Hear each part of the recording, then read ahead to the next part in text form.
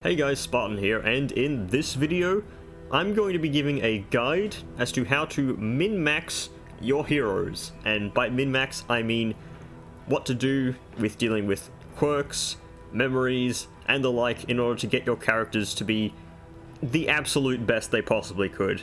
Now, obviously, some of this is subjective, but I will give my opinions on what are the best things to use for your characters. But let's start right now. So, the absolute first thing you want to do when you're deciding a character to min-max is the quirk. Now, here's the thing about the quirks in this game. They are all random, and the ones that have this little star symbol on them, this sort of plus, means that this quirk that it is next to is a rare quirk. Rare quirks can only be found in certain events, maybe, or they are just in the normal pool of quirks, but they are especially hard to get because they show up less. Usually, you want to choose a rare quirk to lock onto your character, and the exact one you choose to lock in depends on the character. So, to give an example, I have on my Plague Doctor Field Surgeon locked in, which has a 5% chance at the start of the round. So it's not turn start, so you can plan around it if you're using like a slow character, to give a 50% heal to one of your other heroes. You cannot heal the character that has Field Surgeon. For instance, this Plague Doctor stays in the back line, less likely to be hit by heavy blows, and I can use this to 50% heal someone else. Another quirk that is good to lock in is Bloodthirsty. Now, Bloodthirsty can be a bit bad at times, considering that it gives a interaction with the assistance encounters where your character will want to kill them, which means that if you're trying to get, positive relationships, this can hinder that, and this does reduce your torch in those instances, but you do get a whole bunch of loot, so it kind of balances out. And a passive 30% damage may not sound like much, it's less than a strength token, but it is constant. And if target HP is less than 25%, plus 5 crit, that doesn't come into play much, but against bosses, it can help you finish off a limping, general or baby, if you know what I mean. The gain on hit vulnerable is kind of annoying. You can resist it, so if you want to put this on somebody, try putting it on someone that has high debuff resistance, or stacking up that debuff resistance. Next good one is Deadly. Deadly is recommended for any character that is a primary damage dealer of sorts, and is not likely going to have crit token generation. Like, this Highwayman, for instance, is not built around using Take Aim, for instance. If you're using Highwayman and plan on using, say, Take Aim Plus to gain double crit tokens, you probably don't want Deadly on Highwaymen. You probably want a damage quirk or something like that, or something else we'll be going over later. But Deadly is very good, especially on characters that have low crit rate, that are not getting, if you can't get crit tokens. Like Chop, for instance, has very high damage, but it only has 5% crit rate. You are multiplying that by 4 if you have Deadly, so you're 4 times as likely to score a fat crit off Chop. And yes, it is better than the basic melee and range version, which only give 7 crit, so yes. Another good one, Lethal Feint.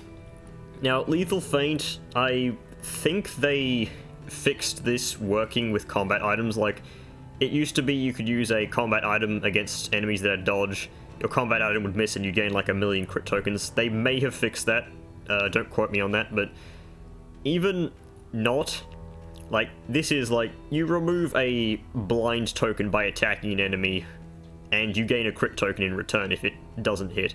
Or you use an AoE move, like this Man-at-Arms, for instance, he can use Bellow on an enemy team, and as long as he misses once, say, for instance, like you're fighting cultists, and you got the babies in the back that have dodge tokens.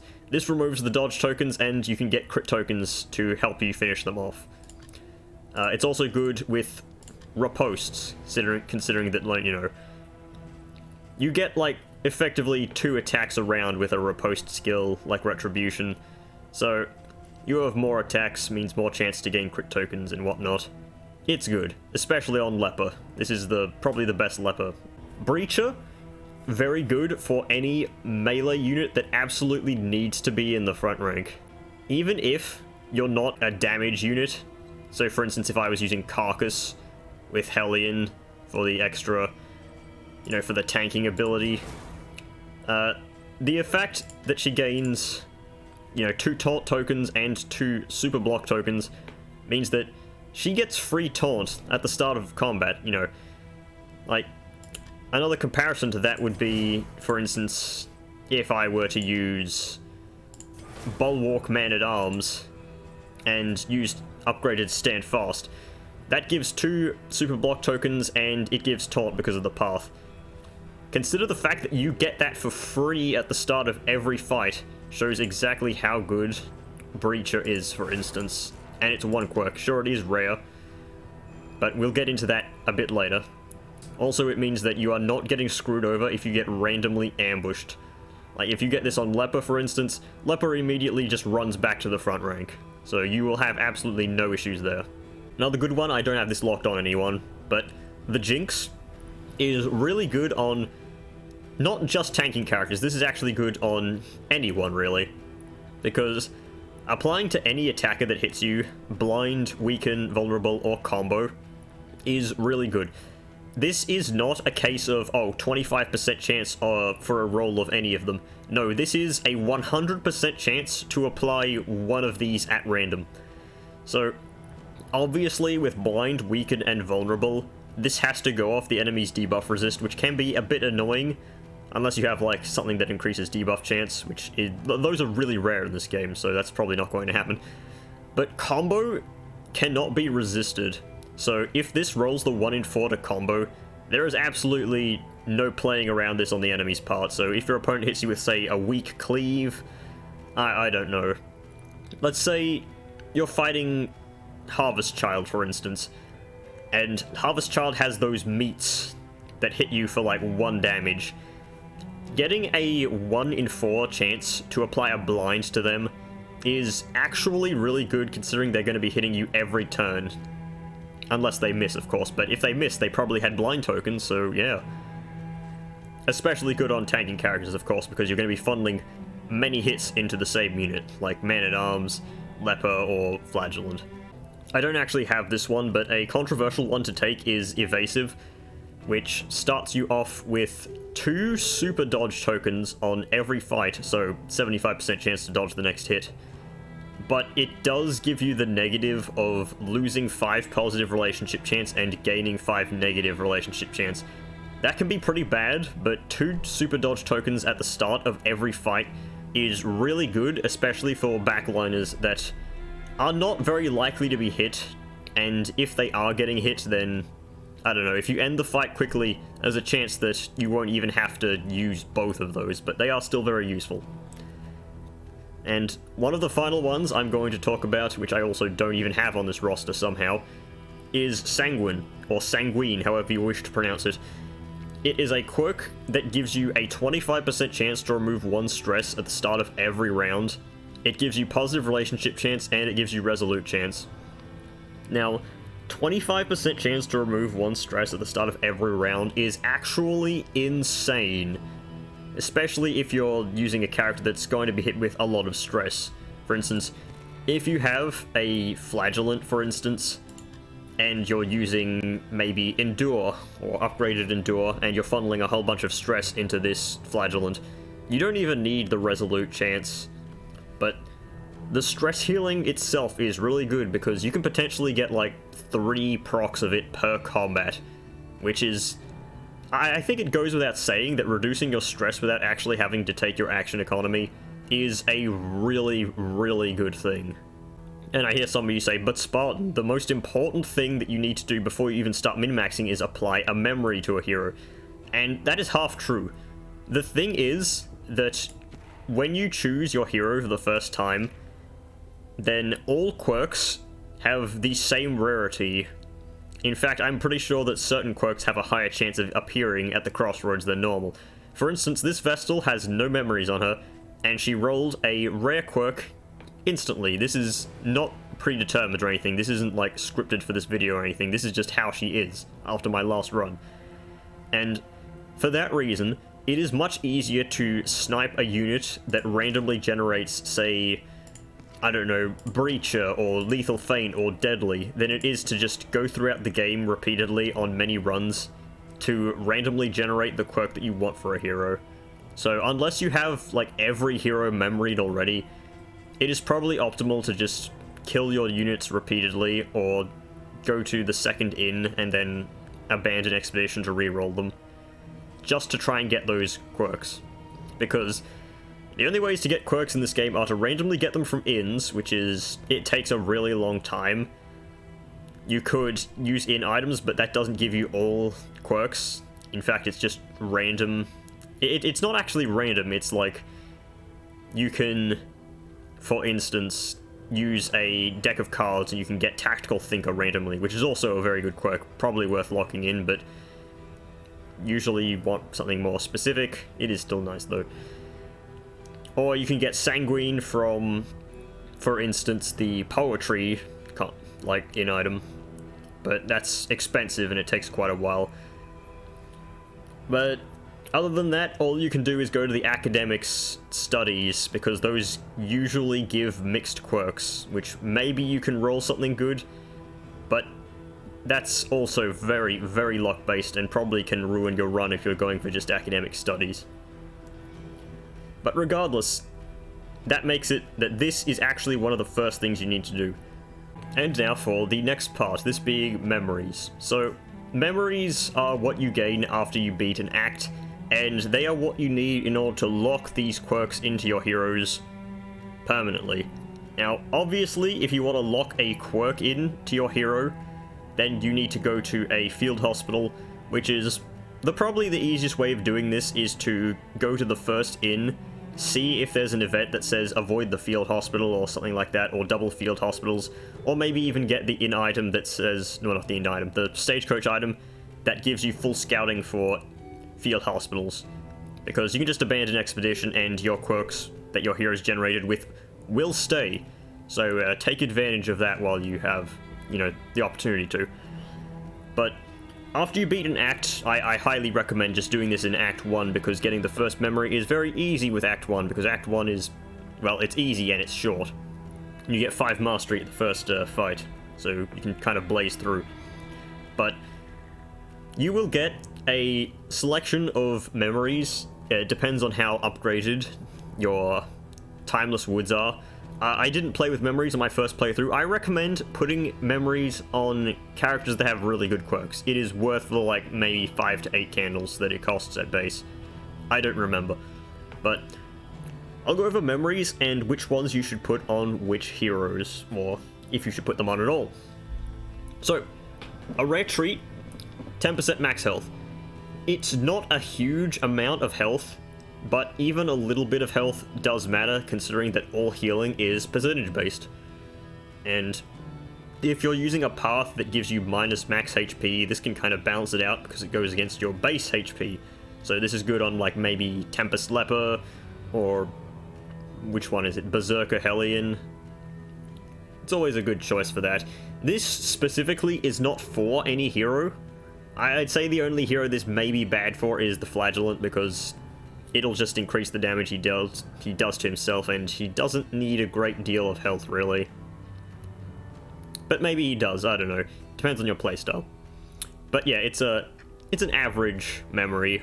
It's not bad. Harmless Mischief is alright, I guess. So, 1 speed isn't really that much. And on some characters, you may not want this at all, because certain slow characters like the Man-at-Arms and the Leper, you don't want extra speed on them because it means they cannot use trinkets such as the ones you find in the Tangle, which require you to have 2 or less speed. Now, for instance, like, the Flagellant has 3 speed, so you can reduce it down to 2 with, I don't know, a Stake and Spuds or a Pipeweed, which are pretty easy to find. So you don't want it on characters like him usually, but anyone who has middling speed, such as the Plague Doctor or the Hellion, then this is suitable for them. Maybe it'll make you outspeed an enemy or two.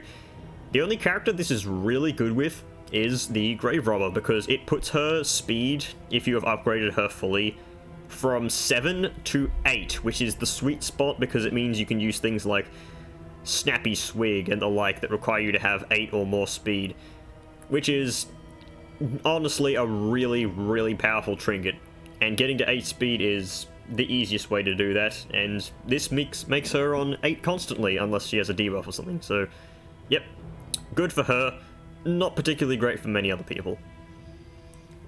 A lesson learned, 3 crit passively is a bit better than you think it is. It isn't a huge amount, but it is a memory, and memories give generally a bit less impact than a trinket. So, 3 crit, it's good on pretty much anyone who has either low crit or is just a damage dealer who's going to be attacking every turn. This is good on Jester if you're running, you know, Fade to Black or something like that, because it's usually not worth putting crit tokens on Jester because his crit is high enough already. So, yep, it's good for him. It's good for Highwayman. It's good for Hellion. So yeah, I'd say this is probably one of the better memories. A promise kept. 10% damage. It's simple as simple as. I believe damage rounds up in this game, so this is actually maybe even 20% damage if you are using a low damaging attack. But yeah, it's good. More damage is always fine. There's no character who doesn't want damage except for maybe the Plague Doctor who doesn't care. So yep, it's good. Take it. A favorite toy is the best memory. There is absolutely no playing around this in terms of like, do I put this on this character? Well, if your character has a dot ability, yes, put it on, idiot. Let's say, for instance, you have a Plague Doctor. This is a pure hypothetical situation. And you're running trinkets from the Fetter, and you're running the Cuppa, and you're running the Poison Ring, because they work with each other. So, with an unupgraded Noxious Blast, you have 4 blight damage, and then you have a chance of applying an extra 3, then you have an extra chance of applying 1. So you could potentially be dealing 8 blight damage. But the thing is, if you have this memory, that blight damage increases by 1 for each of those procs. So instead of dealing 4-3-1 potentially, you're dealing 5-4-2 potentially. So you're dealing an extra 3 damage for 3 rounds on each attack you're doing.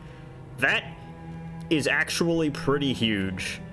And it's not just Blight, it's Bleed and Burn, of course. So Magnesium Rain is essentially upgraded for free with Plague Doctor with this. And this isn't just Plague Doctor, obviously. Highwayman can use it for Bleed, so can Hellion. Hellion, I do not know if this affects the bleed she applies to herself if you're running, say, Ravager. Someone might need to check on that.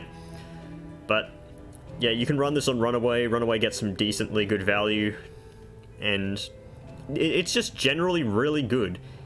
It's, let's say, a 25% damage buff for basic Noxious Blast. Plague Grenade gets really good value because it goes baseline from 3 damage to the backliners to 4 damage each and 5 damage when upgraded. Like, that's insane. It is another, once again, free upgrade if you have this memory. It gives insane value, and most characters can run it as well because it applies to combat items as well. Like Crow's Feet only applying 1 bleed to all enemies, well, now it applies 2 to all enemies. You have effectively doubled its damage with a memory. Even though it's not for damage, it's for the debuff usually, but still, you consider running it for damage with this. Next up we have Walk in the Woods. This is a bit finicky. Like, move resist is always nice to have, unless you're running a, you know, a very mobile party. But I wouldn't really put this on anyone aside from maybe the Flagellant and the Leper, because they get really screwed over with getting moved. Maybe you'd put this on the Vestal as well, but DD2 Vestal can do plenty if she's moved from, like, say, 4 to 3 or 4 to 2, but she can still use all her consecrations and junk like that. So, not the best. There is better. I'd recommend against it though. Mother's Comfort, on the other hand, 15% bleed res. Now, bleed, much like in Darkest Dungeon 1, is the most common, the most common damage over time type that exists in the game. Bandits can do it, bandits' dogs can do it, let's see, there's a very bleed-centric region boss, or act boss I should say, which I won't say in case you don't want spoilers, but it's good against that. And there's cultists that bleed. Hollow Vessel is a dangerous attack because one of the things is bleed, and it can apply it to the backliners as well. But basically, bleed mostly hits the front line. So you put this on any frontliner, anyone that is going to spend time in slots 1 or 2, you actually really, really want this. It gives you insane value when it works.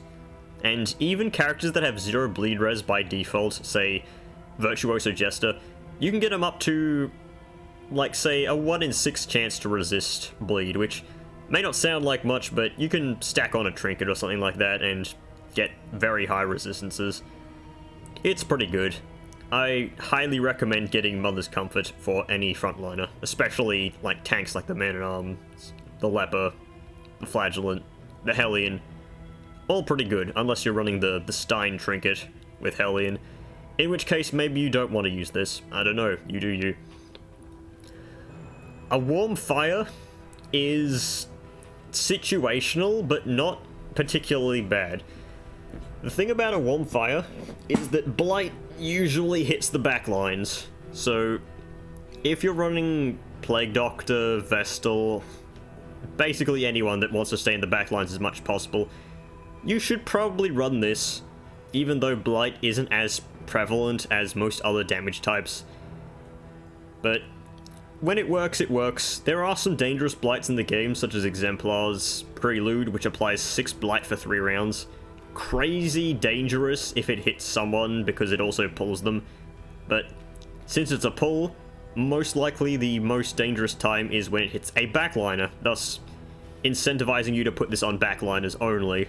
Just don't put it on frontliners, it's not going to gain much value. A Spring Rain is interesting because currently in the game, this is before the Collector update, by the way, in case you're wanting a time, a time when I'm recording this. There aren't too many burn things in the game. Yeah, you've got the fire starters, which appear everywhere, but they're just bandits.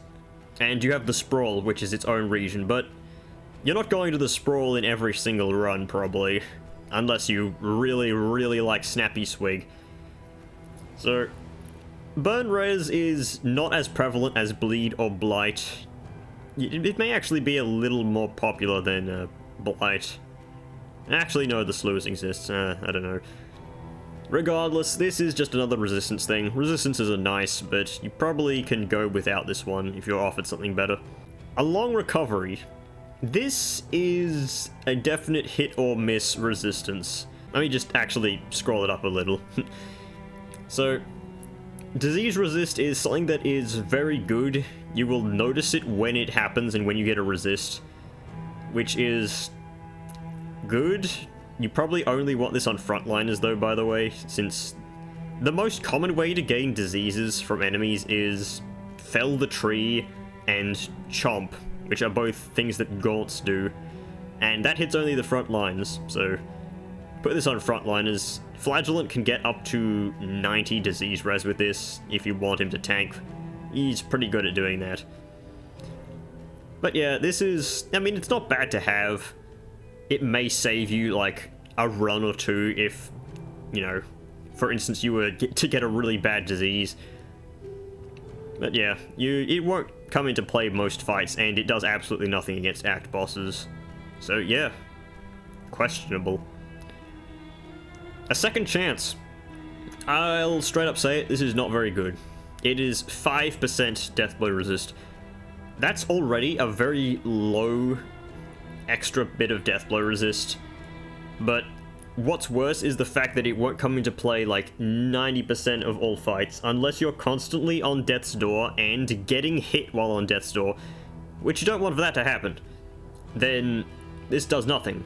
And anyway, this does nothing anyway because death blow resist is a myth. That's fact.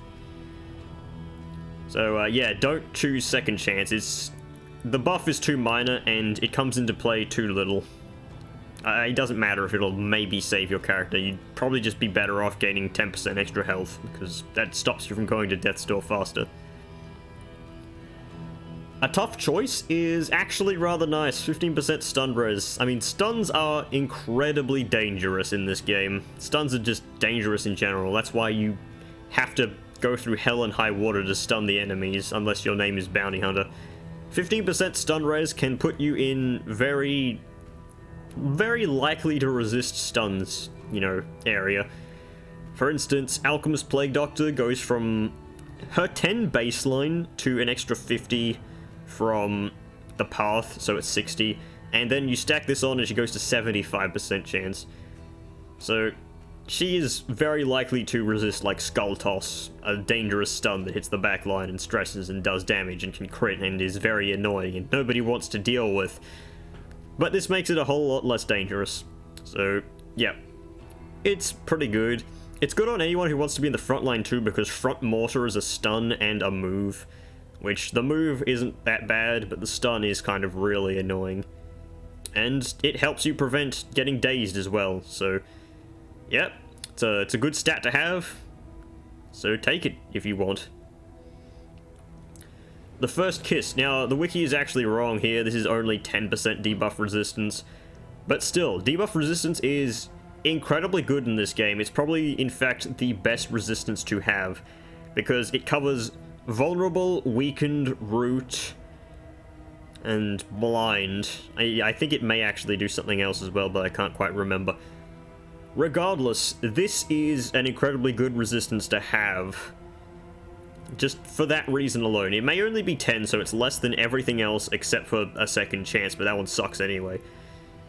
But yeah, this is really good. It's especially good on Leopard because it helps him resist his own blinds, aside from the one that starts at the start of round, or no, start of fight. Can't resist that one for some reason. But yeah, very, very good.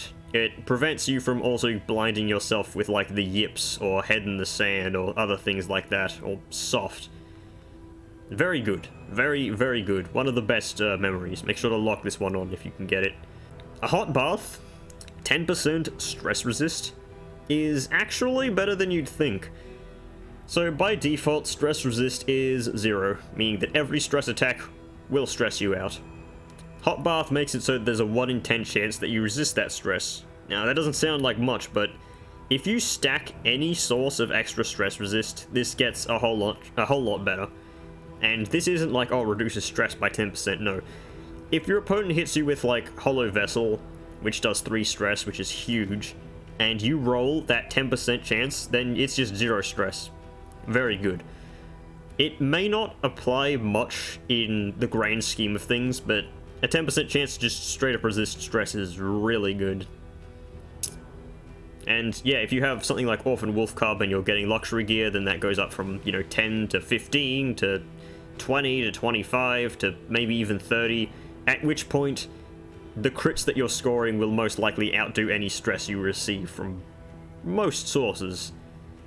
So yep, hot bath is good. Recommended. A Summer's Day is 15% extra traveling heal. I have put this on heroes before, and let me just say, this is so small that it's not noticeable. Yeah, this is probably one of the worst memories just because it doesn't do anything. Like, yeah, traveling heal is a thing, and it is important for having traveling heal, but at the same time, it doesn't really do too much. 15% is kind of low for just extra healing. Like, unless you're running absolutely no healer with whatever character you're running this on, then you probably just won't notice any increase. At which point it is still outdone by having full wheels, which you should probably focus on if you want more traveling heal, but yeah, Summer's Day is just too minor. We're reaching the end here. Token of friendship, 10% extra positive banter. Now, positive banter is gaining pips with other characters. So if you have a character that is just not likely to gain extra pips, aka focusing on healing or not following up on things such as combo tokens or movements, then you may want to run this. It's not bad. Extra relationship chance, not relationship chance, extra chance to get pips is pretty good. Flagellants, this is good for because Flagellant has the chance of melting down and going toxic more likely than not with his paths and things like that. So it's good for him to get a bit of buffer for, you know, being more friendly with characters, which it is nice. This isn't a bad memory by any means. This is a decent... This is what I'd like to call a filler memory, where if you get like 5 memories and, you know, you have to put this on somebody after your mission, then you'd want to do that. But yeah, it's fine. It's all well and good. A long day's work. Combat start, -1 stress, 40% chance. So this is exactly what it says on the tin. There's a 40% chance for you to heal 1 stress at the start of every combat. Combat, not round, so this happens once per encounter that you roll this. And it's fine. It's probably something you'd run on like a Jester if you're running like Virtuoso, because everyone else will be getting stress resist, but you know, not him. As I've said in the Sanguine one, getting free stress heals without having to actually do anything is pretty good, but you get this once per encounter. It is a higher chance of Sanguine by like 15%, which it's something. There's a decent chance of you getting a free stress heal, but it's probably not good enough if it's against anything that I would say I put on my recommended list. So yeah, pass it by unless you desperately need to lock something in. Fresh bread, on in-item use, if food item, plus 5% max health. This is until next region, by the way, or until next inn. Doesn't say that on the wiki, but maybe it's outdated. This is garbage. Honestly, it's straight up worse than a rare treat. So, this turns your slime molds into plus 15% max health, it turns your breads and others into 25% max health. Steak and Spuds goes to 35% max health, but in the end of the day, you're getting 5% max HP if you use a food item, and I think that the pig also counts as a food item, because it's, you know, despite the fact that it's free. So you can potentially gain 10% max HP with this, but the thing is, yeah, it's just worse than a rare treat. So this memory will always be better than this memory. There is no reason to run this if you have any other quirk, really. Not quirk. Any other memory. So yeah, don't use fresh bread. It's pretty bad. You could say you could use them in tandem, but unless you're actively feeding the character constantly, then you're not getting great benefit. Next up, second from last, a lucky break. At start of combat, you have a 20% chance to gain a dodge. What does this mean? Well, to put this in better perspective, at combat start, there's an 80% chance that your memory does absolutely nothing. Yeah, this is an absolute trash memory. And even if you roll the 20% chance, there's still a 50% chance that your dodge does nothing. So, it's bad. This is a really bad memory. Like, do you want free stress healing? Do you want positive banter? Do you want 3% crit? Or do you want a chance of gaining a dodge that may or may not actually do something? Yeah, do not take a lucky break. It's bad. And finally, Father's Praise. Combat start, 20% chance to gain a strength token. So 80% chance to do nothing, 20% chance to gain a strength token. The thing is that the strength token is better than the dodge token, because with strength token, you can roll big and you can potentially wipe something out of the fight immediately. Like, a highwayman who has this, and something to give him, like, increased crit chance, like my highwayman having deadly, and he goes after a jester who can, like, remove a dodge token from a baby from a constant encounter, can just straight up wipe that baby off the planet with a crit and remove it from the fight, even if it's ordained. So, Father's Praise can do something, but it's still a very low chance of you actually gaining the benefit. And on characters that don't care about straight up damage, this doesn't matter. Like, you're better off using, I don't know, Breacher if you're using a frontliner, or just anything else, really. It's not that good of a memory, as I've said with Lucky Break, so yeah, don't do it. Now, I want to clarify something with memories and applying them. After you have applied one memory to a hero, it doesn't matter which one it is, then your character will keep their quirks until they die. Now, the thing is, if you have a character who has one locked memory, and let's say I beat Act 1, and I locked like a rare treat on my character, if I took that character and beat Act 2, and then I was offered like, let's say I had my, I don't know, Highwayman get offered Walk in the Woods, Spring Rain, Second Chance, Summer's Day, and Fresh Bread as my offered memories, and I was like, ew, I don't want any of those.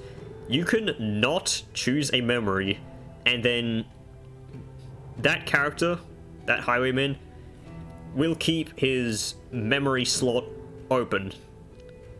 Meaning that, say I beat Act 3 next, I would have the options to fill both Act 2 and Act 3 memories with the memories that I was offered. And if I was offered like Mother's Comfort and Promise Kept, and I want to say, oh, I want both of those, then I could just straight up take both of those. I could apply them both to the Highwayman, and yeah, it will be all fine and dandy, because as long as you have one memory locked on, you can take your time with applying the rest of them. It doesn't matter there.